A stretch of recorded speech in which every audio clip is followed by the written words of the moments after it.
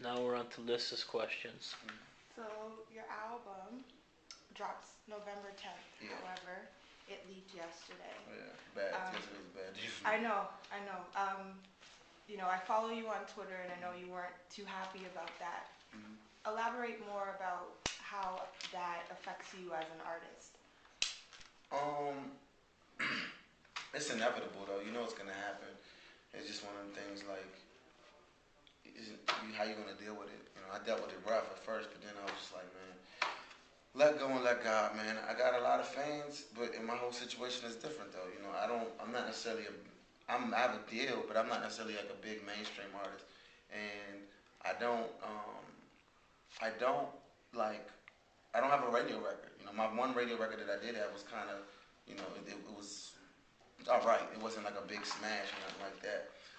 So it's different. Like it's a blessing that Insco's believing in the project enough to put it out, but it's definitely different. You know what I'm saying? Like I can't remember a recent memory when somebody didn't have a big record that wasn't consistently like on the countdown or whatever that was putting out a record. So I'm definitely blessed to be in it, but nobody can gauge like what's gonna happen now. You know what I'm saying? I think everybody can agree.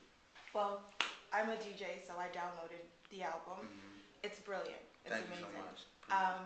Two of the songs that stood out for me were Shades. Talk a bit about that song. It talks about your struggles with, your skin color, right, and, growing up, and to a certain point in your life, what's the word I'm trying to find? Being resentful to people of a lighter skin color. You know, the thing of that song, the reason why, like, I had to fight to get that on the album because I don't think a lot of the people at the label understood it. Mm-hmm. It's not a whole lot of ethnicity in the industry, like as far as the higher ups go, and those guys are great at like marketing and doing what they do, but like a lot of times, like there's a lot of records like Ice and Rain. I don't know if you heard that. Family Affair. Mm-hmm. These are all records that I wanted to get on the album, but I couldn't. But Shades was one I couldn't like, it had to, like I was gonna refuse to do anything if it didn't come out. And it like the first time you hear it, the whole album is like the first time you hear certain records, it's gonna do something to you. The second time it's gonna do something completely different, and all the way until like you know it verbatim, and it's gonna be like your favorite movie. That's like watching a movie. Yeah. I wanted to just know something different every single time. And Shades, it's not necessarily about like my resentfulness. At one point I thought I was resenting them, but it was a lack of confidence in myself that basically led me to behave the way I was behaving at that time in my life. And to a certain extent, that's why I'm not mad that your album got released, because it gives people an idea in regards to who you are as a person. In regards to album sales, it sucks, but I was on Twitter this morning, and a lot of people were talking about how much they loved the album, right, and how much they found a newfound respect for you, and right, how much how soulful the album is. It's unfortunate because like Chillin' for all intents and purposes was what it was, but like that's like 1% of me. You know what I'm saying? And I understand the game. You got to put a record. You have to put a record out like that. To wake up the people who don't really care about soulful music.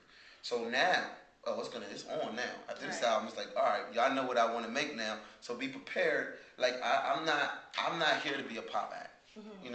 Chillin' is a pop song. I'm not here to be a pop Was act. that strategic, or was that just your genuine interest in I just enjoyed what Gaga brings to the table, and I wanted to make something, that could be a lot of fun. But I don't think I'll be going down that road as an extreme ever. You know what I'm saying? Because I enjoy making records like Ice and Rain and Letter.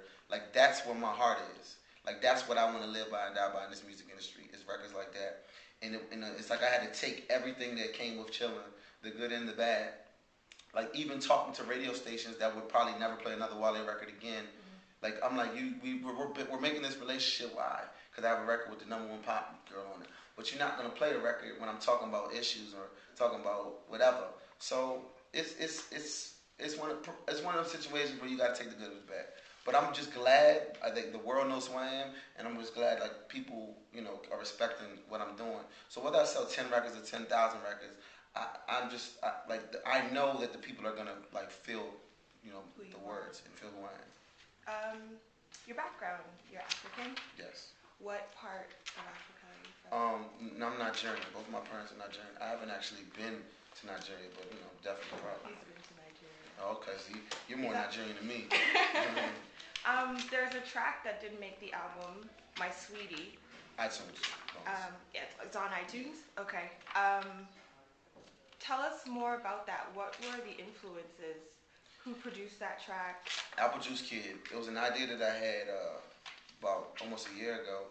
I was, I'm very, very, proud of my culture, and I just wanted to show that and have some fun with it and to play on some of the words and play on some of the things I would see as I was, when I was a child going to the African parties with my mother, it's just I'm just painting that picture. I'm just painting that picture. The video of that's gonna be kind of fun. What did you listen to growing up, like as far as African music? Well, Sunny Ade, Fela Kuti, Chino Peters, like everything, like that my parents would play. Like I wouldn't even know the names no more. I couldn't even tell you the names, but Sunny Ade was like the number one. Like he's like the king. He's like the Michael Jackson of Nigerian music. And like my family is connected with him. Like he's coming to like a lot of my family functions. So I got a pretty powerful Nigerian family. Amazing. That's it. That's all the questions I have. You want to do a shout out?